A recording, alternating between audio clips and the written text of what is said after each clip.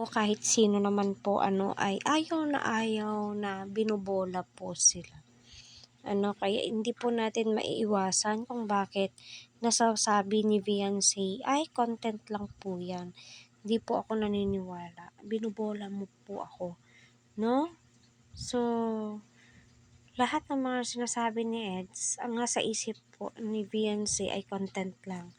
Kahit na seryoso na si Eds, ang akala ni Beyonce content lang. Kahit sinasabi ng key voice na marami na po silang napapansin kay Beyonce,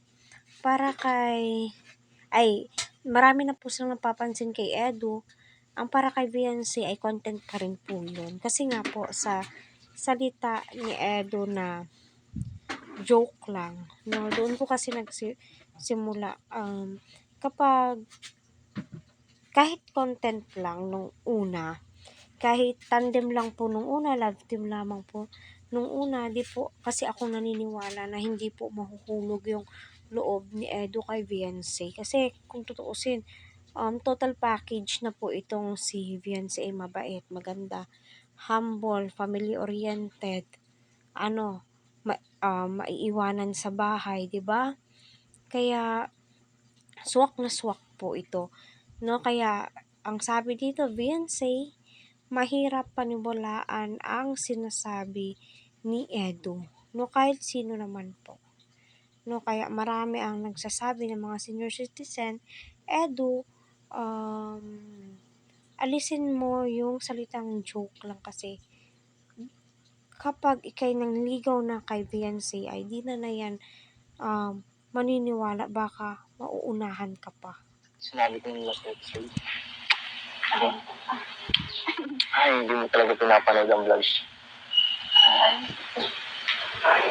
Talaga ito, nagmamang-maangan pa. Alin? Alam mo yun, yung sinabi ko yung last episode na gano'n na nga, Yun po yun. na gusto kita. Hindi po. Grabe.